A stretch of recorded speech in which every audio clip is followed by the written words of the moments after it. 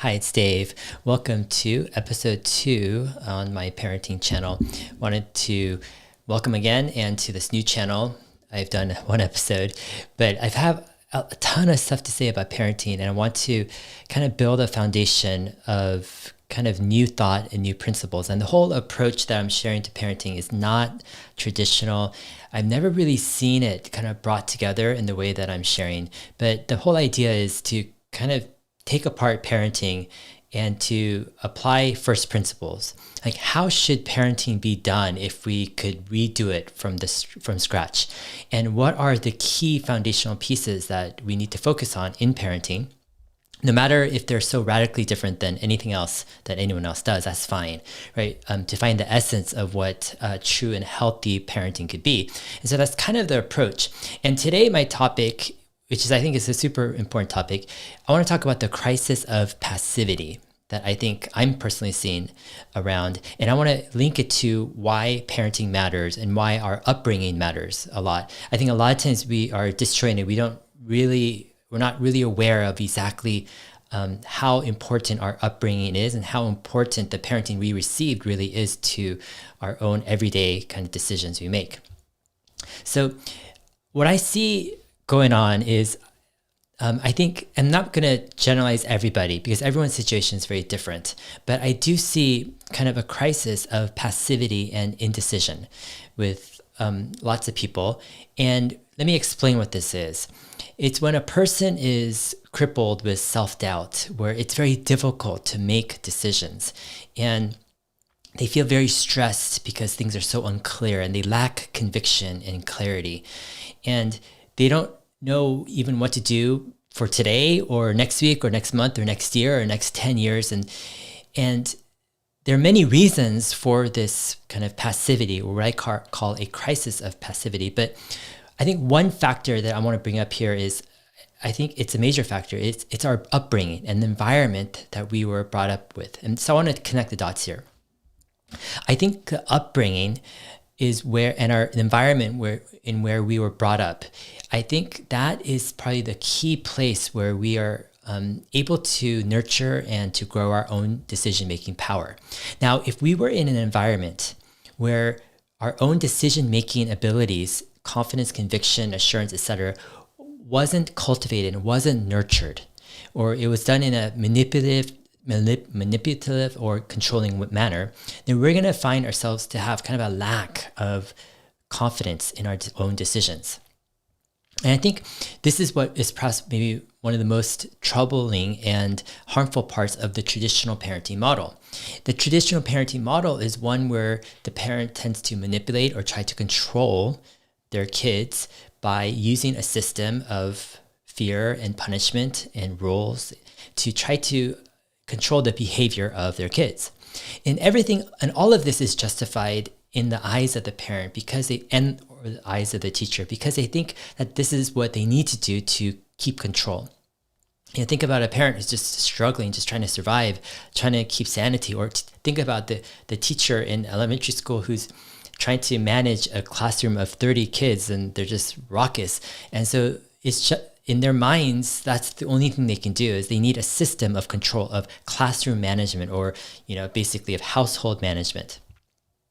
And I think that's one of the major reasons why parenting and education in the traditional sense tends to focus on obedience. And one of the highest values in that system of obedience is compliance. Now, when you have compliance, that actually is working against the power and the ability to make your own decisions and feel confident with your own decisions.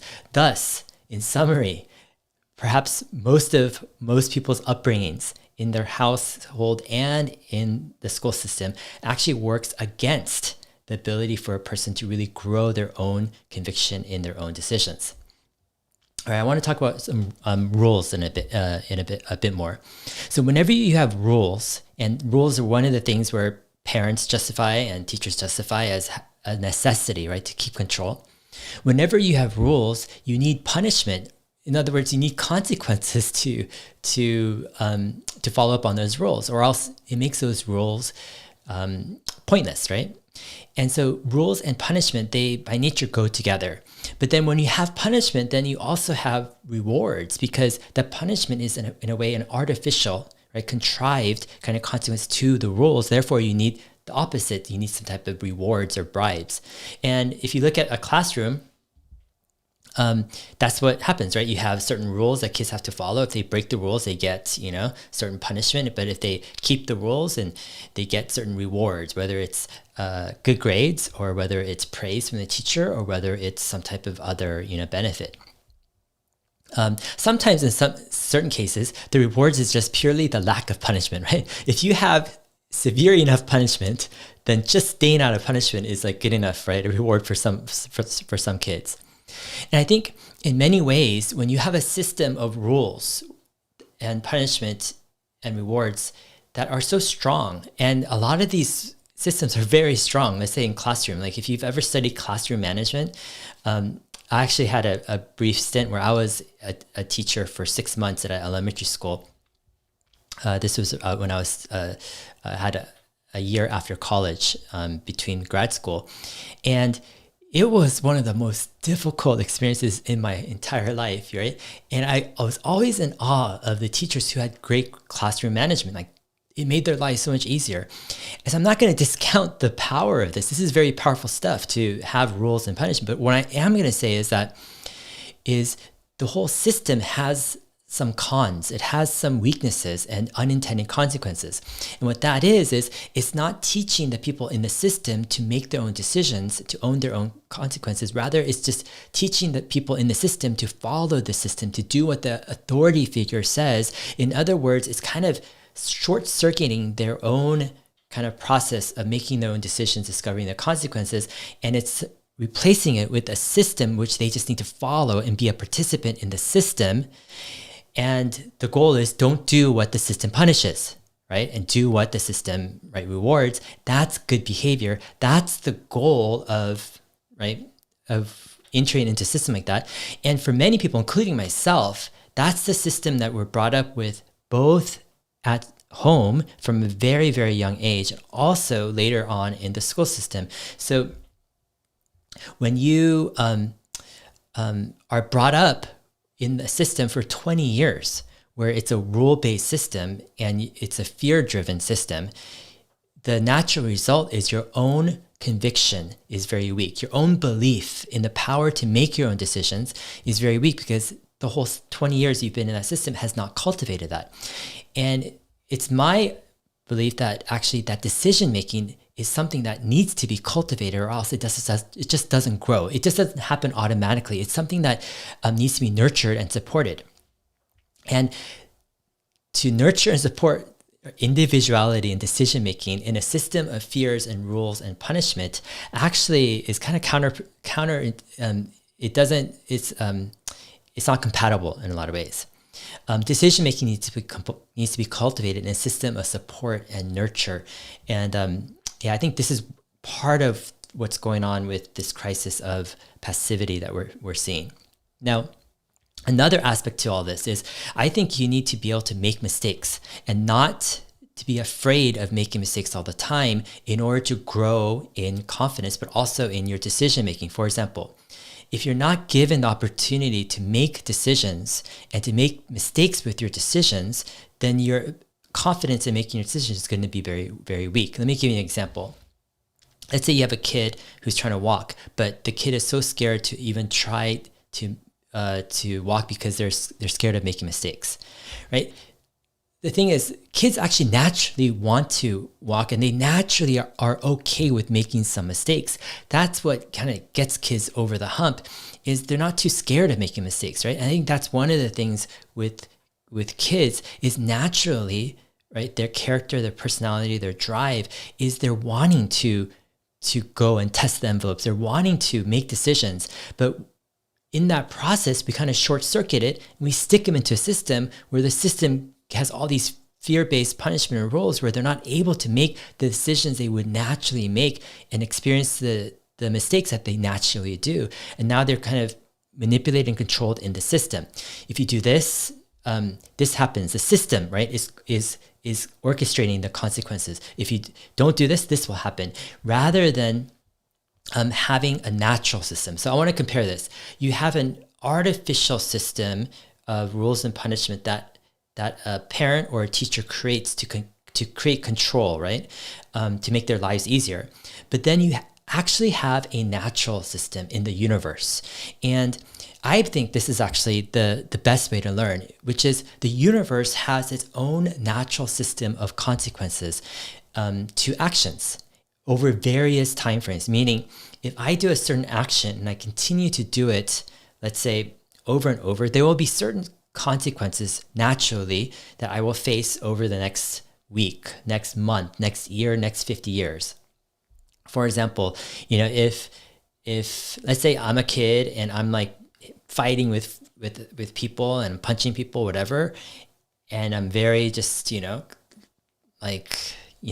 dangerous in that sense, there's going to be consequences, but there would be immediate consequences. There'll be consequences if I continue to do that, let's say every day for a week or a month or a year, 10 years, 50 years down the road. These consequences are actually different. And the natural system of our universe actually carries those consequences embedded in the system. And so there's a natural kind of, things that happen.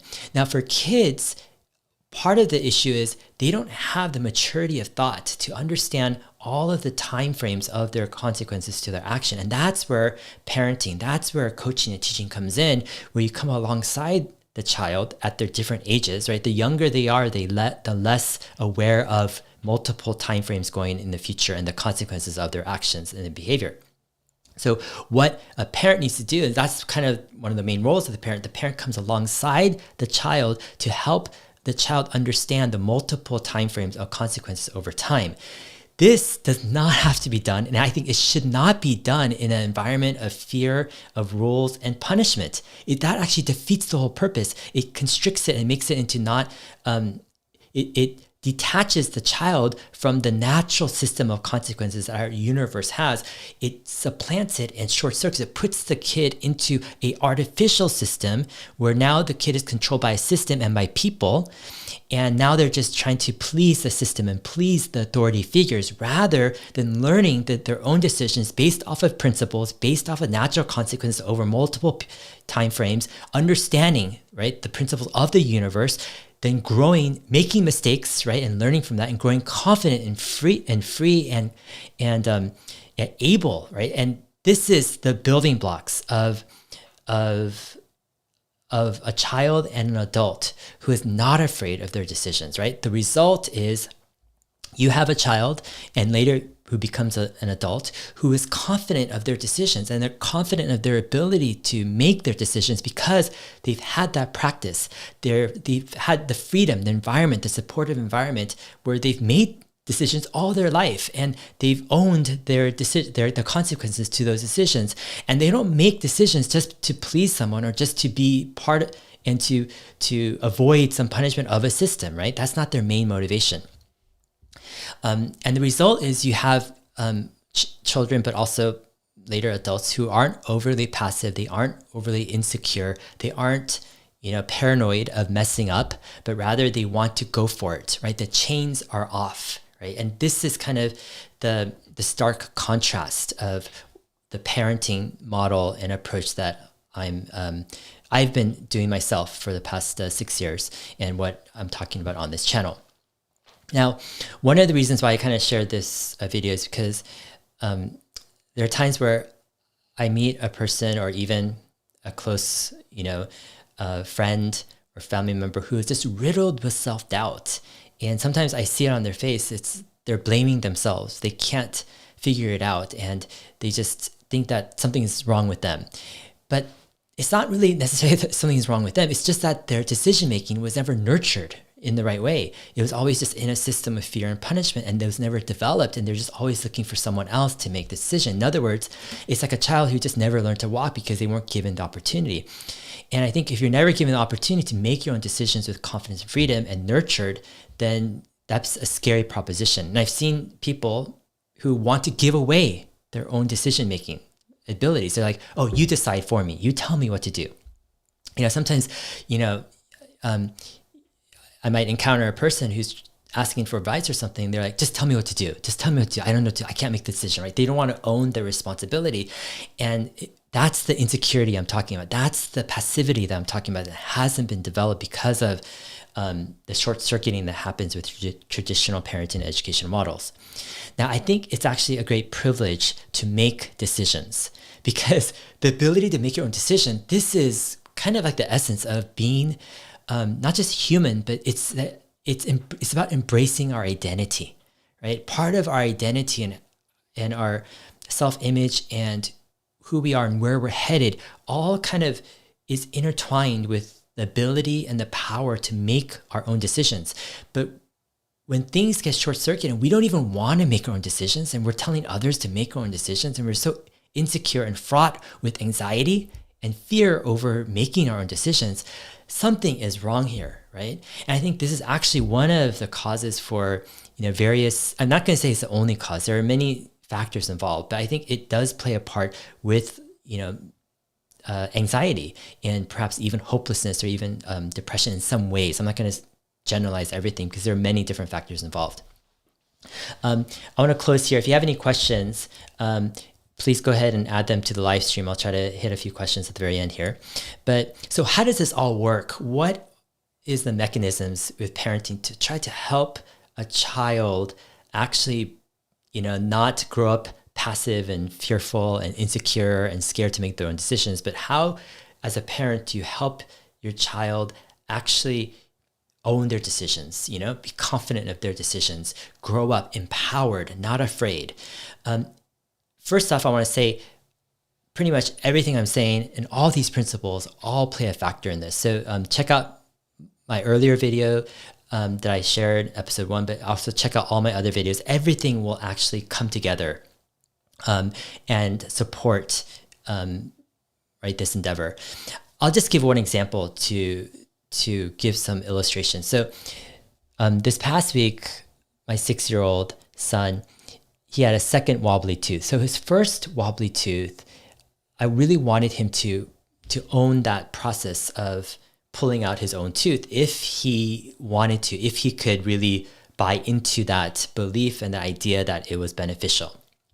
So I showed my 6-year-old some videos of kids pulling out their teeth, but maybe parents pulling out their teeth. That's most of it.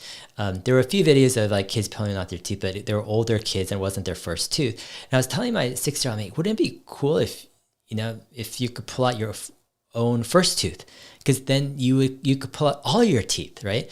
And you wouldn't have to rely on, me or my wife or his mom to pull out his teeth. And not just that, it's like, who wants someone else to pull out their teeth, right? I mean, it's something about just like kind of being in control, pulling out your own teeth. It just makes sense, right? If you could do it, if you really want to. So I just left the decision to him. He didn't have to pull out his own teeth. He could if he wanted to. We got him kind of pliers, and then, we're like, let's record it in case other kids, could benefit from seeing you pull out your tooth. And so he wanted to do that. He was trying, and one day, after maybe 4 or 5 days, the tooth got pretty wobbly, and he just pulled it out one day. He was on the sofa and he just pulled it out. And he's like, oh my gosh, he cried for like 10, 15 seconds and then he got over it. And he eventually lost that first tooth, right? The day after. So for the second tooth, he was getting really confident. He's like, no problem. I could pull out my second tooth, no problem. And he's like, yeah, I want to video record it too, right? To help others. And he got overconfident where he wasn't wobbling his second tooth that much. And he was just thinking that it wouldn't be a problem. And then after a while, it kind of became an issue because for maybe about a week or so of the tooth wobbly, it was like he wasn't very motivated to wobble his tooth or to try to pull it. And he was kind of getting scared because it wasn't coming out. And I started to notice that this tooth could be shifting a little bit because his adult tooth might be coming out. So what do you do in this situation, right? It's something where his baby teeth needs to come out to make room for his adult tooth, but he doesn't want to pull out his baby tooth because he's scared. So what is a misconception, or which is a misunderstanding of giving freedom to your kids, and owning decision is I'm not saying let your kids do whatever they want without any coaching or teaching. I think that's not what I'm saying, because kids will make decisions that are harmful, that because they don't understand the multiple time frames over 1 year, 10 years, 50 years.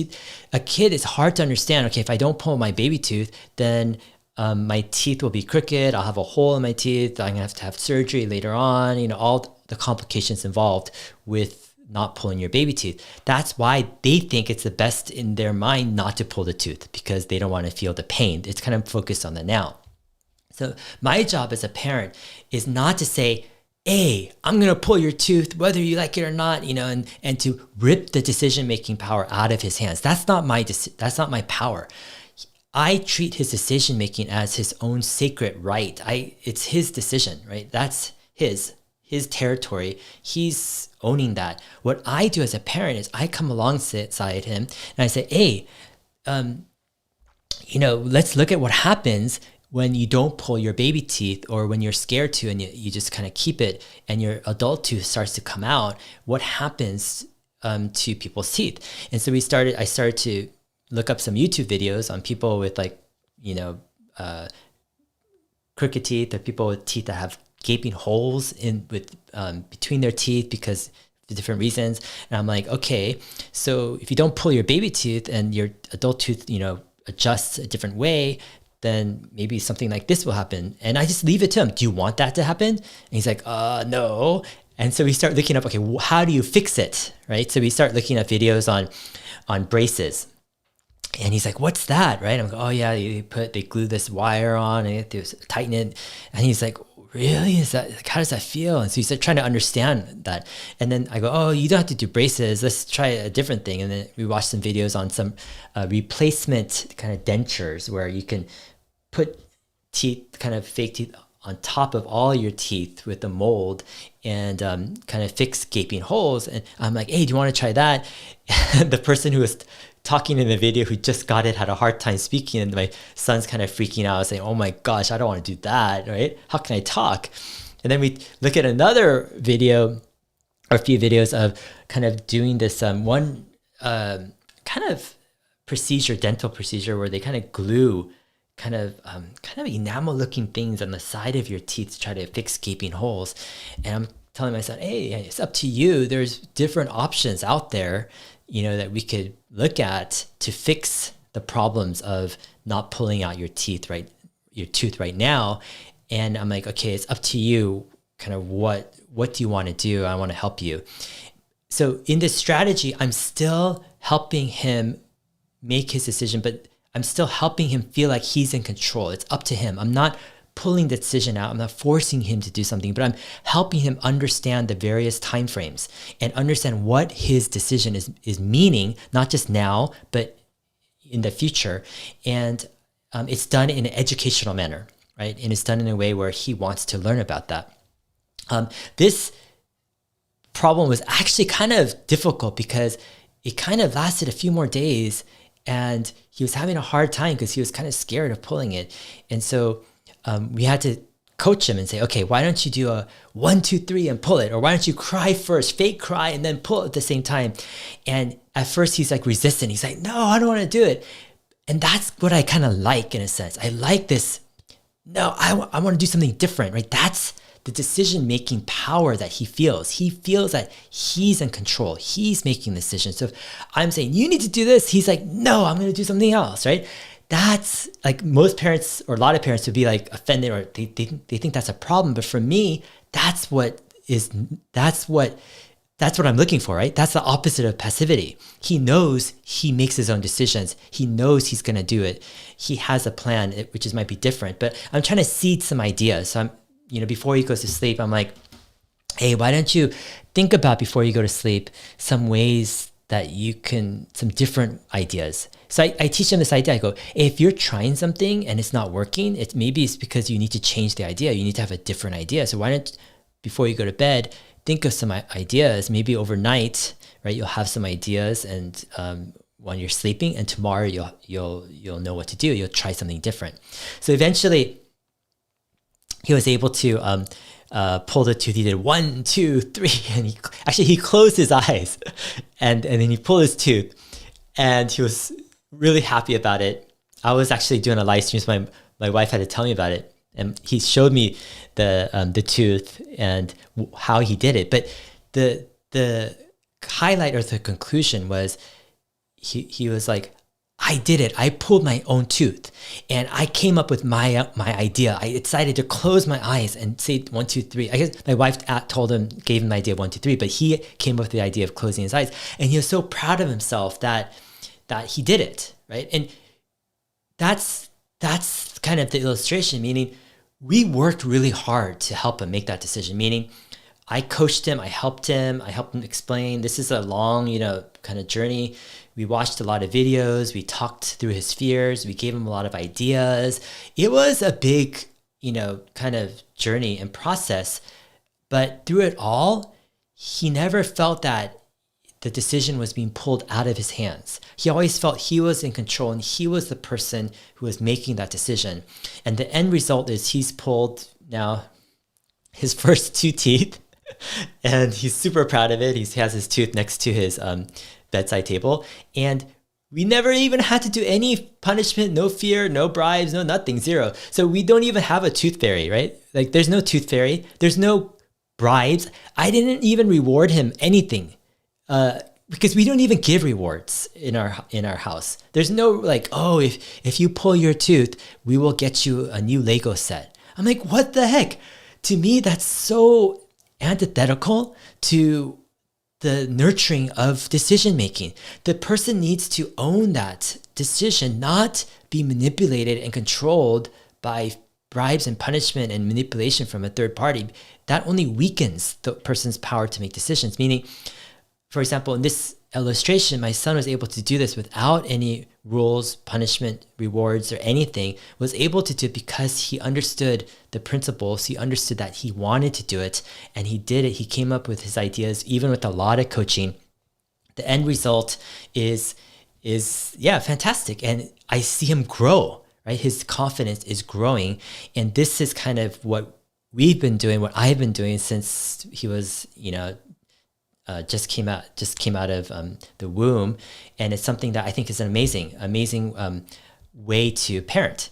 And to me, it just is kind of mind-boggling that our traditional parenting model has shifted so far away from what I think is a nurturing kind of empowerment model, and it's shifted to this heavy control model with manipulation. And I think, it's something that definitely needs to change over time. All right.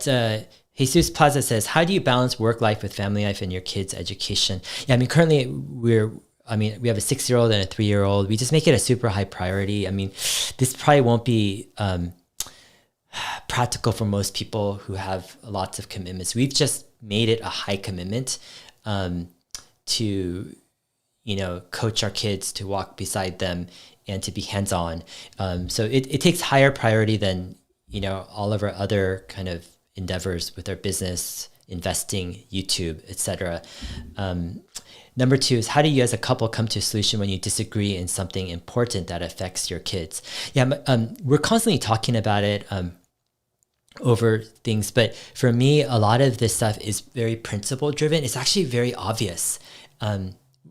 When I think about it, it's just some of the things I share, it just comes very naturally. Like, wait, why do we need to, threaten our kids or try to control or manipulate them? It's like, what's the point? Like, it just, to me, it's just so obvious. And I've always, like, it's been something that for the past 6 years, actually, that has been obvious, and we've just implemented over time.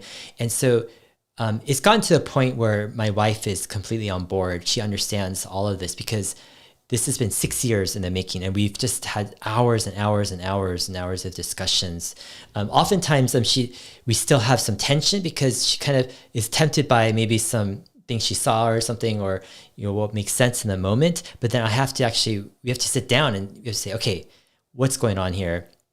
And it usually ends with this whole thing of we need to up our persuasion game. We need to, coach better. We need to explain things where they can understand better to make a better decision, rather than try to, use, bribes or threats or control or manipulate our kids. All right, Great Crow says, thank you for sharing your experiences. Question: how should parents deal with the institutional damage to children's self-esteem in schools?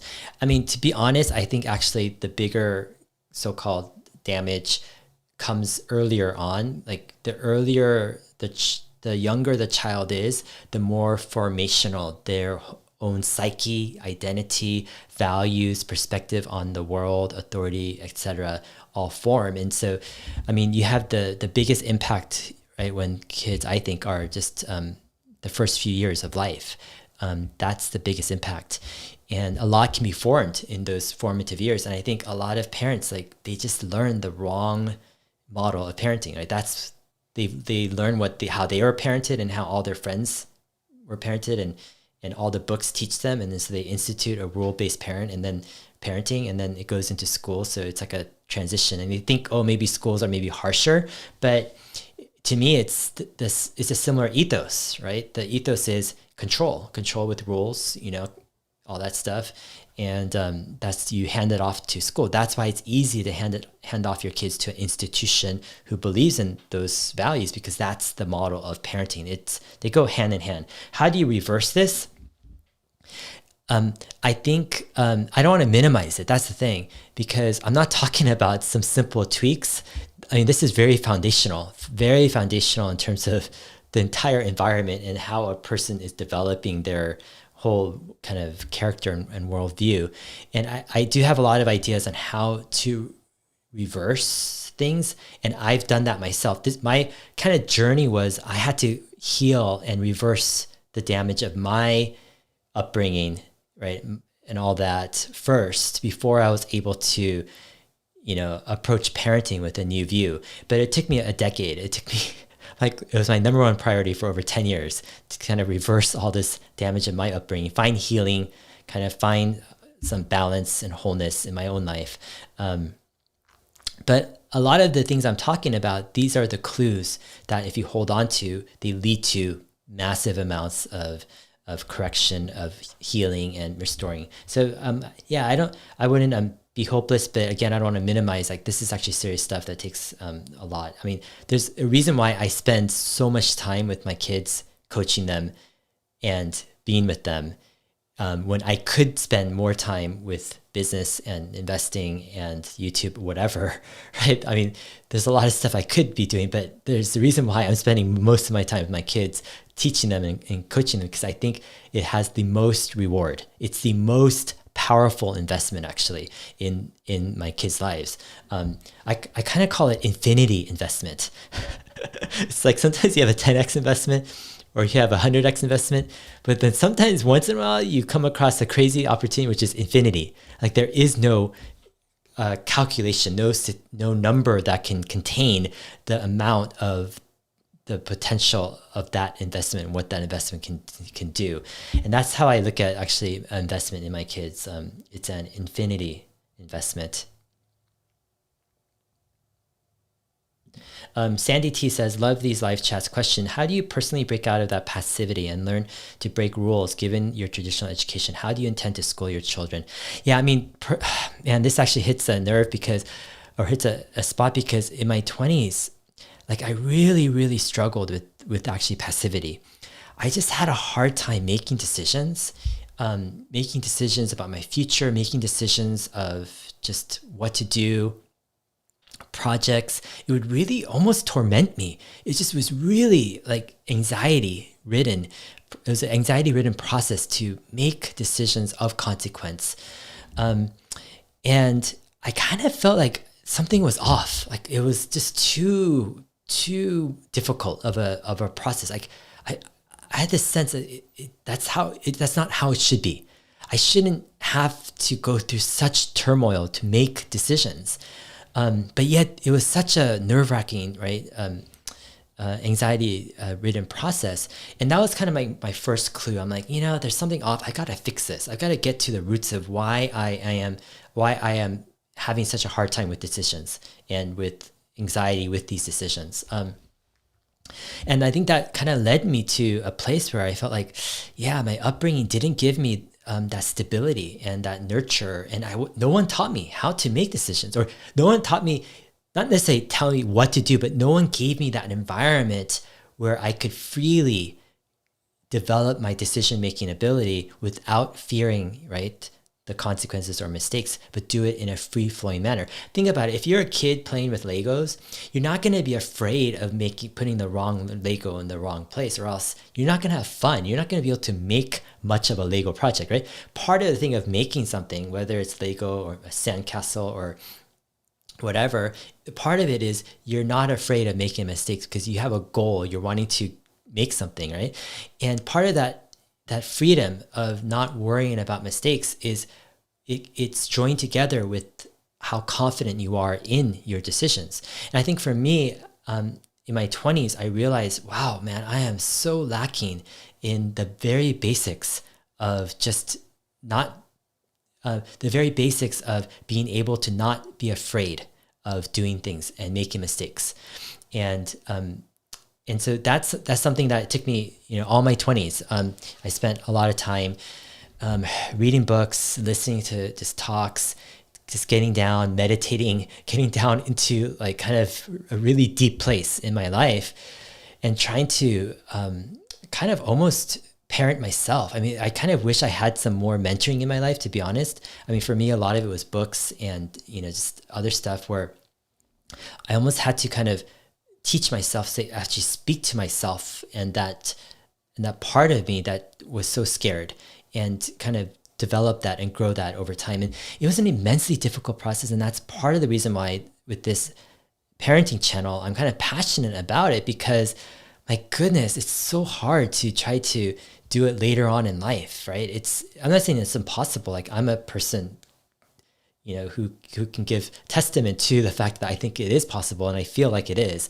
But what a privilege, what an honor if a child can have that environment from the get-go, can be part of a supportive environment where there isn't this fear and control, manipulation, and all this stuff, but they feel in control. They feel like they're the ones making the decisions. They're not afraid of the consequences, right? They're willing to make mistakes and go for it.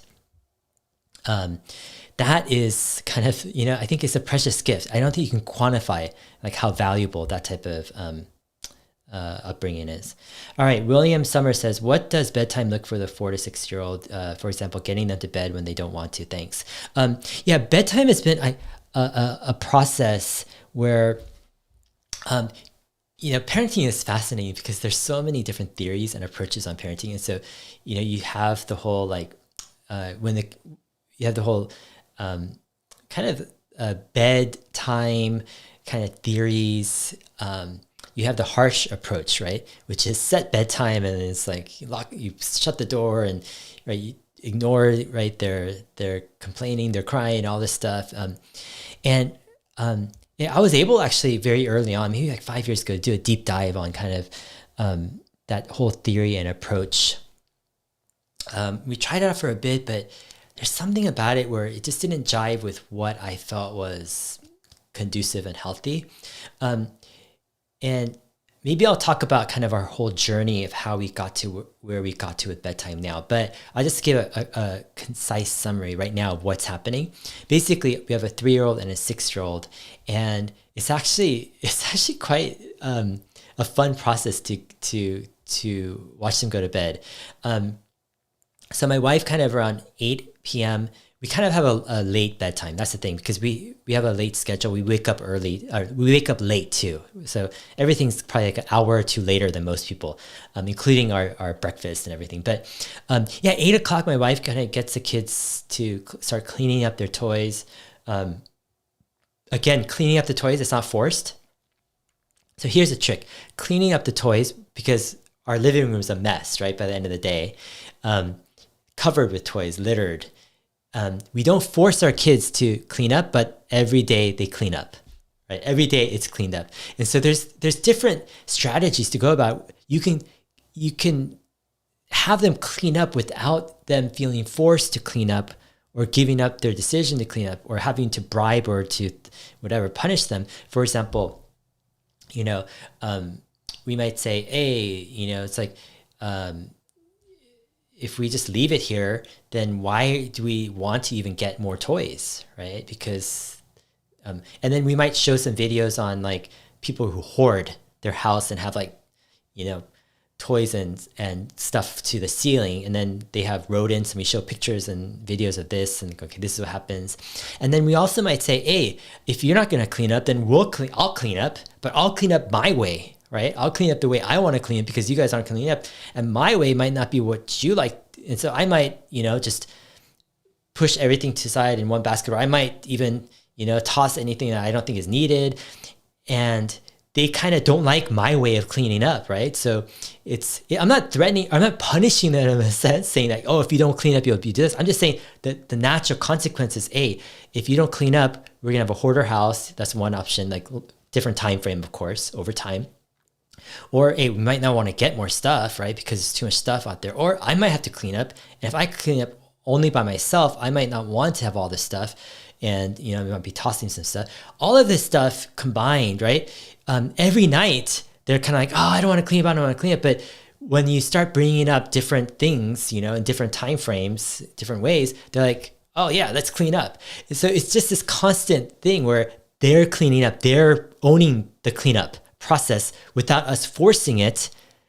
And so they're happy to clean up, but in the beginning, they don't want to clean up because they don't understand why they need to clean up, because they don't remember the different time frames of why it's important to clean up. See, that's the thing. In the kid's mind, they don't think it's important to clean up because they're just focused on the now. Does it matter if they clean up now or not? No, it doesn't. It means zero. The biggest benefit, the most logical decision in their kind of short time frame mindset is to not clean up because they don't have to exert extra effort, right? It makes 100% sense.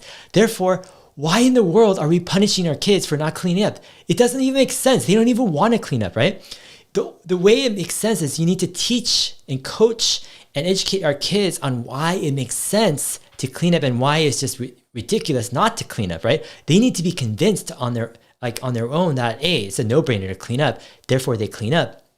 Therefore, it's the parents' responsibility to up their game, up their coaching, up their teaching, their education game to really be able to present, right, the case where the kids understand this, right? And this is where I think some parents cop out. They're like, they resort to, timeouts, or they resort to threats or bribes. If you clean up, we will go to, Legoland next month or whatever. But if you clean up for 30 days in a row, we'll do this. And that is the most, sorry if there are parents like watching this who do this, but to me, oh man, that's, what's happening underneath all of that is the kids are doing it solely for the reward, not because they think it's the right thing to do in the moment. Meaning they're not convinced. They actually don't want to do it. They think that it's the best thing not to do it, but they're only going to do it because of this extra, right, bribe that they think they want and they can't get without doing this. It creates kind of a faulty reasoning where you're not it actually is a disservice where they're not going to understand natural consequences as clearly because you've given this distorted view of what consequences is. What does Legoland have to do with cleaning the house or cleaning the living room? It's like, what the heck? For example, our kids clean the living room and it's a mess. Every day we give zero rewards, We've never given a reward or a punishment for cleaning or not cleaning the living room, but they do it because it's my responsibility, it's my wife's responsibility to up our game, to be able to be persuasive enough in a way that makes sense to them, right? Show the time frame, show, the examples of what happens, over time without cleaning up. Anyway, I'm kind of going off on this, but because I think it's one of those things where it's obvious in some ways if someone presents it maybe with an example, and that's kind of the point of the channel, is it's obvious in my view that you don't force your kids to clean up the living room. You teach them, the benefits, the consequences, the pros and cons of cleaning versus uncleaning over various timeframes with various approaches where they get convinced that they're going to clean up the living room, and you develop the kids' sense of they're doing it. Every toy that they put back, they're putting back because they've decided to do it, right? What a difference, right? Can you imagine 365 days of the year for 10 years? That's 3,650 days, right, of a kid's life, right, for the first 10 years. Let's say they clean up 30 toys every day, right? 3,000. So that's 10,000, 100,000. That's 100,000 toys over 10 years, right? They're cleaning up, right? So 3,650 times 30, right? Yeah. 100,000 toys. Every single toy, for example, that our kids clean up, it's going to be because they decided they wanted to clean it up. It was their decision. They're happy. I mean, initially they weren't, but they got convinced, let's say, to clean it up. They stick it in the shelf.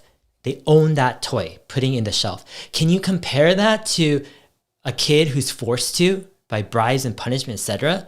100,000 toys with a stinking attitude and a resentful attitude of, why do I have to stick this stinking toy into this bookshelf where I don't even want to, because my parents are gonna hit me or put me in a timeout or give me something that maybe they should just give me anyways. What's the point? 100,000 toys like that.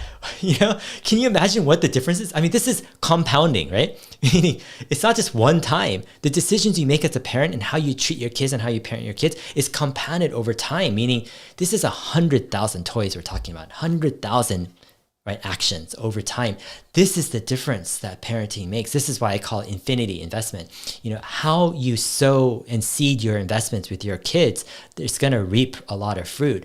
And yeah, if you just do it the right way, where you preserve their sacred decision-making power and respect them as humans, not as properties or people that you can tell them what to do and they have to obey you. Like, what the heck? Are our kids our slaves? When in the world has it become, fashion and trend where our kids are our slaves? They need to obey the parents and everything the parents tell them to do, and that's their role, is to just be kind of compliant, passive, creatures.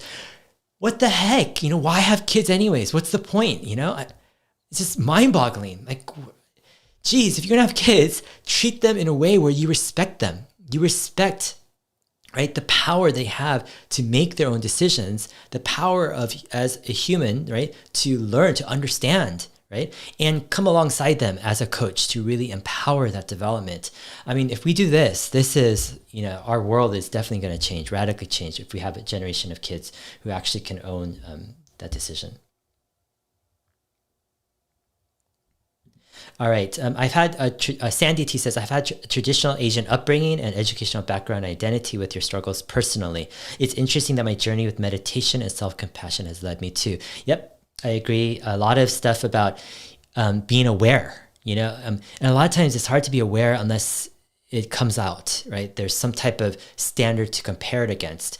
That's the thing. A lot of times, we just are so complicit or so accepting of our own past upbringing. We go, our parents tried our best, therefore, it's better than others, fine, whatever. But when you look at it kind of from a higher standard of what parenting should be, what our upbringing should have been to really,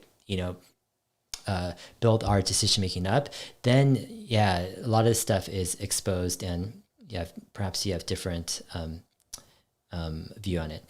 Joe Millard says, question, when will you have conversations with your children about your parenting techniques? Actually, we actually talk about our parenting techniques, like our approach from the very get-go. Ever since our first child was 1 year old, I just lay it out. I go, this is what we do. This is why we do what we do, And so I tell my two kids right now, I'm like, why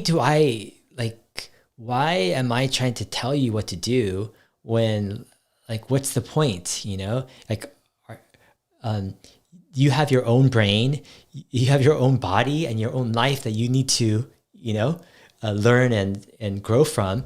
And so a lot of these philosophies and values are integrated just with daily talk, and so in a lot of ways, it makes it easier and easier over time. So actually, after really just investing the first few years, it actually is getting easier and easier. And then actually having the second child see a model of a first child, it makes it easier because now there's kind of social proof in a way where it's not just me saying it, but it's like my first child understands things and,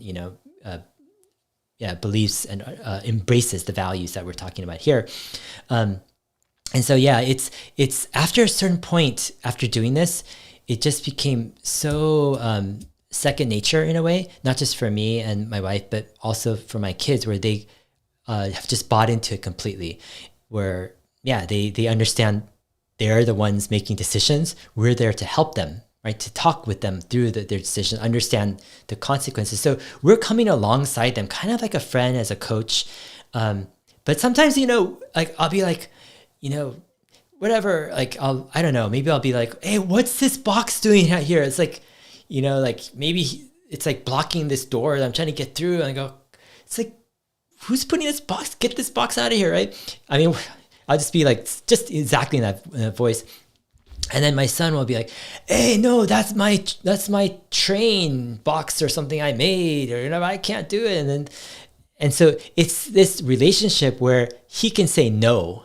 He can say, you can't, you're not gonna, like, I have my own thing going on, and so, and then we discuss it after that. And I go, okay, so at least can you move it? And he says, no, I can't move it. So we have to find a solution together, right? So that's the whole conversation a lot of times. It's not me forcing something and it's me expecting him to obey. I don't expect my kids to obey. In fact, when they kind of have an adverse reaction, if I say, hey, do this, and they go, no, I want to do something like this. I go, yeah, that's interesting. Like I actually have this appreciation that they have that initiative, that, ability to say what they want, right? I think that's underrated, right? Kids need to be able to say what they want, need to be able to know what they want, right? That's development of the character, of their identity. How can they have that confidence later on unless they have that? And so I'm not threatened when my kids might, push back and say, no. It's an opportunity to discuss now. It's an opportunity to coach. It's an opportunity to really come together and to work together. And that's the awesome thing, right? About parenting. I don't feel like I'm controlling. I don't feel like I'm needing to keep things in order or whatever. It's, my kids understand these principles more and more over time. And it's just amazing what's happening. That's episode 2 on the crisis of passivity, how it relates to parenting and our upbringing, some other thoughts on just kind of really, building the confidence of our kids, but also more introspectively, perhaps, looking and being aware of, maybe our upbringing and its influence on our lives as parents. All right. I wanted to thank you guys for joining the live stream. I appreciate everyone who's on and everyone who's joining as part of this channel. We'll see you in my next episode. Thanks.